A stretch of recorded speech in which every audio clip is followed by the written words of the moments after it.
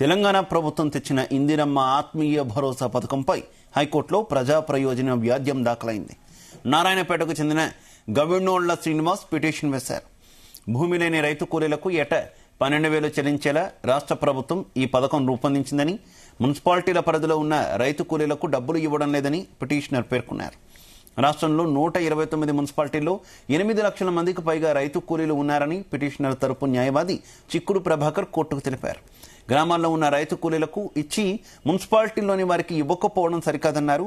ఇక రైతు కూలీలు ఎక్కడ ఉన్నా అందరూ సమానమేనని చెప్పారు. కేవలం గ్రామాల్లో ఉన్న రైతు కూలీలకే ఈ పథకం వర్తింపచేయడం సుప్రీంకోర్టు తీర్పులకు విరుద్ధమన్నారు.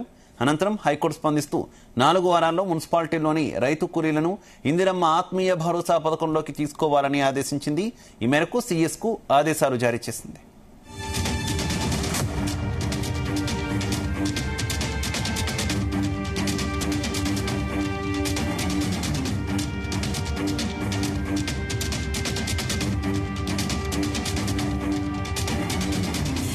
రైట్కి ఇదే విషయానికి సంబంధించి మరింత సమాచారం మా బ్యూరో చీఫ్ నరేందర్ అందిస్తారు. నరేందర్.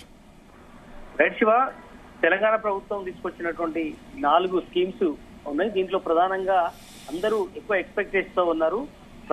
ప్రధానంగా ఎవరికైతే ల్యాండ్ లేదో, గుంట కూడా జాగలేని వాళ్లకు, ఎవరైతే కూలీలుగా ఉన్నారో వాళ్ళందరికీ కూడా ఆత్మీయ భరోసా అనేటువంటి స్కీమ్ ని తీసుకొచ్చింది. వీళ్ళందరికీ కూడా భూమి లేని రైతు కూలీల కోసం అనేది 12,000 రూపాయలు ఏడాదికి ఇవ్వాలనుకున్నారు. కనుక ఇప్పుడు 6,000 రూపాయలు 6 నెలలకు చొప్పున వేయాలని డిసైడ్ అయింది. అవి పడుతున్నటువంటి సందర్భం ఉంది. అయితే ఇది కేవలం గ్రామీణ ప్రాంతాల్లో ఉన్నటువంటి రైతు కూలీలకు మాత్రమే ఇవ్వడం ఎంతవరకు కరెక్ట్ అన్న దాని మీద చర్చ జరుగుతుంది. ఈ చర్చ పెద్ద ఎత్తున తీసుకెళ్లడానికి నారాయణపేటకు చెందినటువంటి గవినోళ్ల శ్రీనివాస్ అనేటువంటి వ్యక్తి హైకోర్టులో పిటిషన్ వేసినటువంటి పరిస్థితి అయితే మనకు కనిపించింది. దీనికి సంబంధించి పిటిషన్ తరఫున కూడా న్యాయవాది చిక్కుడు ప్రభాకర్ సీనియర్ అడ్వకేట్, ఆయన గతంలో కూడా కేసులు దీనికి సంబంధించినటువంటి వాదించినటువంటి పరిస్థితి. దీన్ని టేకప్ చేయడం జరిగింది. రైతు కూలీలకు, గ్రామీణ ప్రాంతాల్లో ఉన్నటువంటి రైతు కూలీలకు ఇచ్చి మున్సిపాలిటీలోని వారికి ఇవ్వకపోవడం ఎంతవరకు కరెక్ట్ అంటూ కూడా ఈ సందర్భంగా కోర్టులో వాదించినటువంటి పరిస్థితి మనం చూసాం. రైతు కూలీలు ఎక్కడ ఉన్నా అందరూ సమానమే. అక్కడున్న రైతు కూలీ, పట్టణ ప్రాంతాల్లో ఉన్నటువంటి కూలీనే కింద చూడాల్సిన అవసరం ఉంది. హైదరాబాద్ లో కానీ పట్టణాల్లో ఉన్నటువంటి మున్సిపాలిటీలో ఉన్నటువంటి కూలీ మరో రకమైనటువంటి పని చేస్తాడు, కానీ కూలీ మాత్రం కూలీనే, అడ్డ మీద కూలీగానే మనం చూడాల్సిన అవసరం ఉంది. అక్కడైతే గ్రామీణ ఉపాధి హామీ కింద 20 రోజుల పనిదినంలో భాగంగా వాళ్ళకి ఇవ్వాలని రాష్ట్ర ప్రభుత్వం డిసైడ్ చేసింది. కానీ ఇది కరెక్ట్ కాదు, ఇది నామ్స్ కు విరుద్ధం. ఎందుకంటే ఖచ్చితంగా రైతు కూలీ అంటే ఖచ్చితంగా ఏ రకమైన రైతు కూలీ అయినా కూడా ఉండాల్సిందే. ఖచ్చితంగా ఇది పథకం అందరికీ వర్తింపజేయాలి అని కూడా ఆయన ఈ సందర్భంగా మాట్లాడారు. సుప్రీంకోర్టు తీర్పులోకి ఇది విరుద్ధమైనటువంటి విషయం. గతంలో కూడా ఇలాంటి స్కీమ్స్ వచ్చినప్పుడు ఖచ్చితంగా అందరికీ వర్తింపజేయాలని గతంలో కూడా సుప్రీంకోర్టు సూచించింది. ప్రభుత్వాలు ఇలాంటి నిర్ణయాలు తీసుకుంటున్నప్పుడు అనే విషయాన్ని కూడా ఈ సందర్భంగా ఆయన చెప్పారు. కనుక హైకోర్టు స్పందిస్తూ 4 వారాల్లో మున్సిపాలిటీలోని రైతు కూలీలకు ఇందిరమ్మ ఆత్మీయ భరోసా పథకంలోకి తీసుకోవాలని హైకోర్టు ఆదేశించిన నేపథ్యంలో ఇప్పుడు సంచలనంగా మనం చూడాల్సిన అవసరం ఉంది. ఈ మేరకు సీఎస్ ఆదేశాలు కూడా హైకోర్టు నుంచి జారీ అయినటువంటి పరిస్థితి ఉంది. కనుక ఖచ్చితంగా ఈ అంశం చూడాలి. ఎందుకంటే రాష్ట్రంలో 129 మున్సిపాలిటీలు, 8 లక్షల మందికి పైగా రైతు కూలీలు ఉన్నారు. ఎందుకంటే ప్రతి గ్రామాల్లో పెద్ద సంఖ్యలో ఉన్నారు.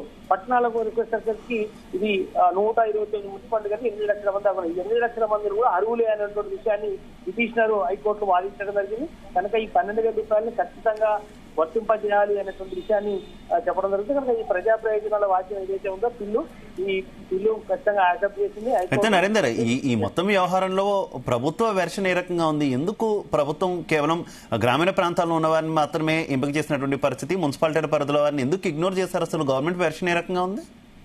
వాస్తవానికి ఈ పట్టణాలకు వేరే కోటా కింద వేరే రకం, ఎందుకంటే ఆటో డ్రైవర్స్ కూడా ఉన్నారు, లేదంటే వివిధ రకాల ఆటో డ్రైవర్ కూడా ఇవ్వాలన్నటువంటి ఆలోచన కూడా ఉంది. నెక్స్ట్ స్కీమ్ కింద తీసుకురావాలన్నటువంటి ప్రతిపాదన ఉంది. వాళ్ళకి ఇంకా వేరే రకమైన స్కీమ్ ఇంప్లిమెంట్ చేద్దాము.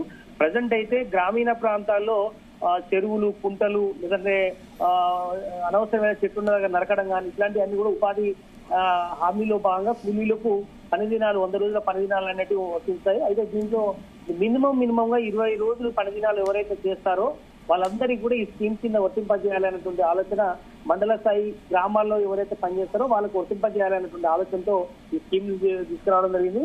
అయితే పట్టణాలు మున్సిపాలిటీలో మాత్రం ఈ స్కీమ్ ని ఇప్పుడు అవసరం లేదనేటువంటి భావన రాష్ట్ర ప్రభుత్వంలో ఉండేది కావచ్చు. అందుకనే ప్రజెంట్ సిటీలో కానీ పట్టణాల్లో కానీ మున్సిపాలిటీలో మాత్రం చేయలేదు కనుక ఈ విషయాన్ని ప్రభుత్వం అటువైపు ఆలోచించలేదు కనుక హైకోర్టులో ఈ బిల్లు వచ్చిన నేపథ్యంలో ఇప్పుడు ప్రభుత్వం కూడా దీన్ని సీరియస్ గా తీసుకోవాల్సిన పరిస్థితి వస్తుంది. కనుక మనకు హైదరాబాద్ పట్టణంలో కానీ మున్సిపాలిటీలో కానీ ఖచ్చితంగా చాలా మంది అడ్డ మీద కూలీలు ఉంటారు, పని కోసం మేస్త్రి పని కోసం అయ్యేవారు ఉంటారు, వివిధ రకాల పనుల కోసం ఉంటారు.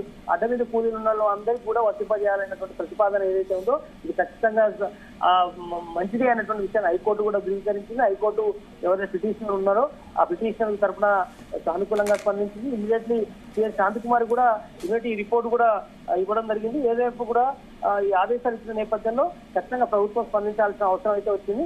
కనుక ఇప్పుడు ఆల్రెడీ సాచ్యురేషన్ బేసిస్ లో నిన్న మనం చూసాం ముఖ్యమంత్రి కొడంగల్లో చేసినటువంటి ఏదైతే అనౌన్స్మెంట్ ఉందో 4 స్కీమ్ లో భాగంగా దీన్ని కూడా లాంచ్ చేయడం జరిగింది.